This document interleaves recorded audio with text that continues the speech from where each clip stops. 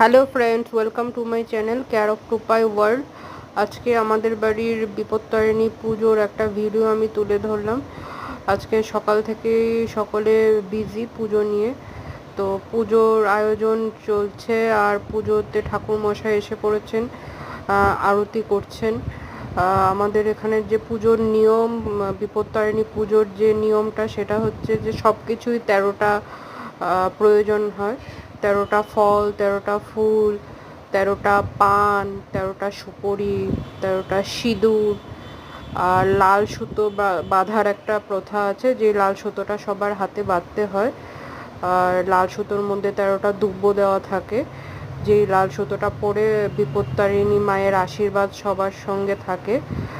আর ওই সুতোটা অনেকে 3 দিনও পরে, অনেকে 1 বছরের জন্য পরে, যেটাতে আমাদের বিপত্তারিণী মায়ের আশীর্বাদ আমাদের সঙ্গে সবসময় থাকে।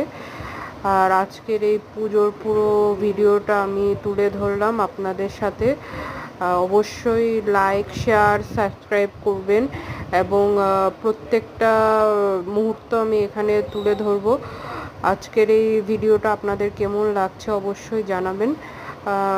আমাদের এই সকাল থেকে এই আয়োজনে ঠাকুরমশাই এখন আরতিটা শুরু করেছে। এই যে দেখুন, মাও হাতে নিয়ে আরতির আয়োজন করে দিচ্ছে। তো আজকে আমরা এই বিপত্তারিণী পুজো নিয়ে সকলে মায়ের আরাধনায় ব্যস্ত।